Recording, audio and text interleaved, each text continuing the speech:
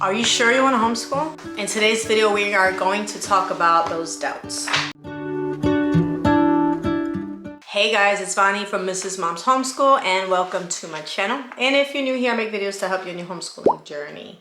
Today, I want to address the doubts that a lot of new homeschoolers may have, that you yourself may have as a person who's either thinking about homeschooling or maybe someone who has started homeschooling and you feel like it's not working out, or you just started and you don't really know what you're getting yourself into. I've been a homeschool mom now for 13 years and I am currently still homeschooling my 9-year-old and my 13-year-old. And when I first started homeschooling, I had these doubts too.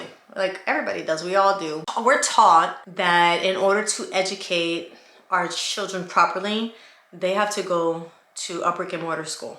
The system has taught us that education can only happen in the classroom, and you guys know this is not true. Well, if you don't know, I'm here to tell you that it's not true.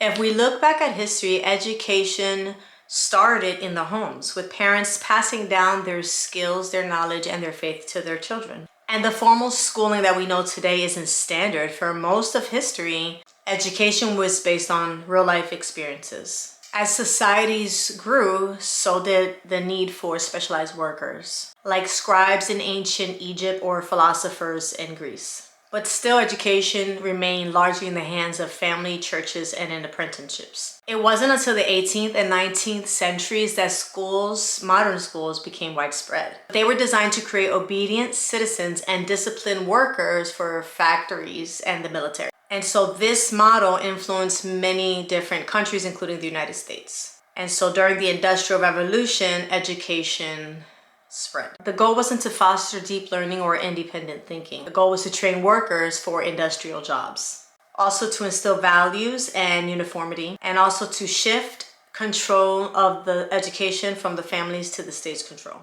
So today, homeschooling allows parents to tailor education to their children's strengths and interests and faith, prioritize critical thinking creatively and real-world skills over standardized tests, provide a safer and more nurturing learning environment, strengthen family bonds, and allow children to learn at their own pace. So while people want to say that education belongs to the hands of the professionals, history says otherwise. Home education has always been the standard until it became controlled by the states. Homeschooling isn't an alternative, it's what education used to be. We're returning back to the way it was supposed to be. If you're still not convinced, then I urge you to check out my playlist. I'm not done with the video, so don't go anywhere. But I urge you to check out my playlist, which is for new first-time homeschoolers. And there we talk about the homeschooling myths, we talk about socialization, we talk about if you're qualified to homeschool, we talk about all of those things to help you ease your mind. So if you're still doubting yourself, make sure you go over to that playlist and I will link it at the end of this video. That way you guys can do your research before you take the advice of other people who think you're crazy.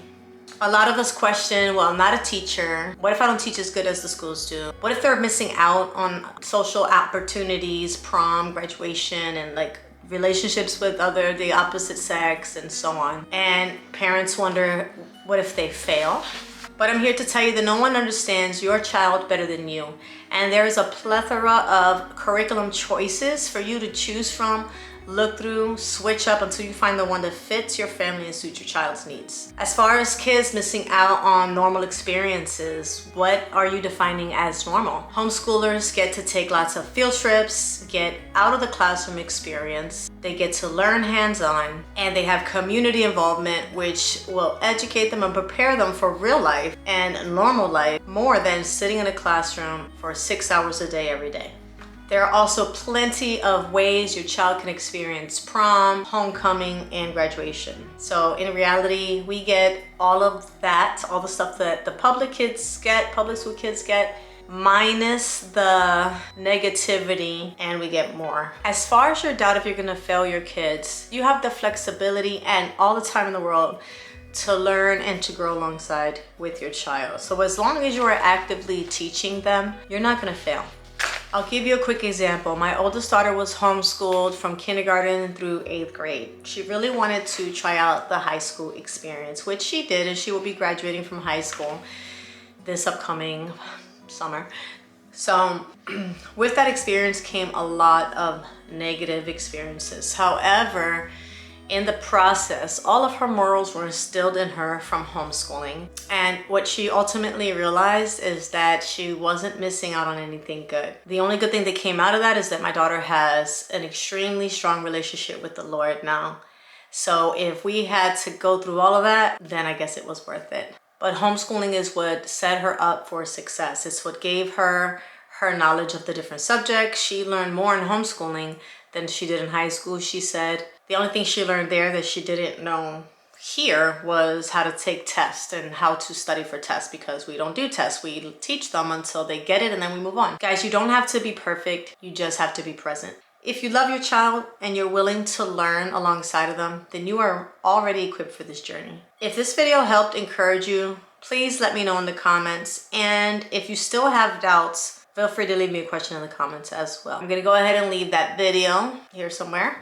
And make sure to subscribe, please, so that you can support this channel and I can keep providing encouraging videos to you all. I want to thank you guys so much for watching, and I'll see you in the next one.